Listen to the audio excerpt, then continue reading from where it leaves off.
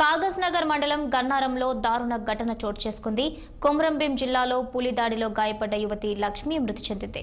చేనులో పత్తి ఏరుతుండగా వెనుక నుంచి పులి దాడి చేసింది. పులి దాడిలో యువతి లక్ష్మి తీవ్ర గాయాల పాలైంది. ఆసుపత్రికి తరలించేలోగా యువతి మృతి చెందినట్లుగా నిర్ధారణ అయింది.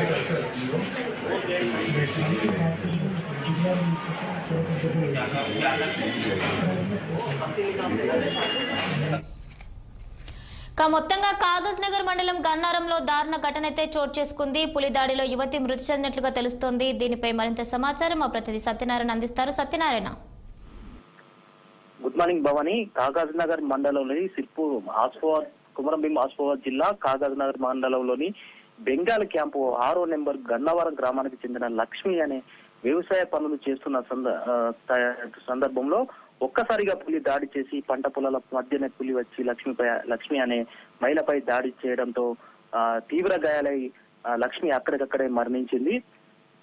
దీంతో పూర్తి స్థాయిలో ఈ మరణించింది. ఈ ఘటనతో పూర్తి స్థాయిలో కూడా ఈ ప్రాంత ప్రజలు భయాందోళనకు గురవుతున్నారు. అనంతరం పులి పంట పొలాల నుంచి అడవి ప్రాంతాలకు వెళ్ళింది. గ్రామస్తులంతా కూడా పులిని వెంబడించి ప్రయత్నం చేశారు. దీంతో అడవిలోకి వెళ్ళిపోయింది.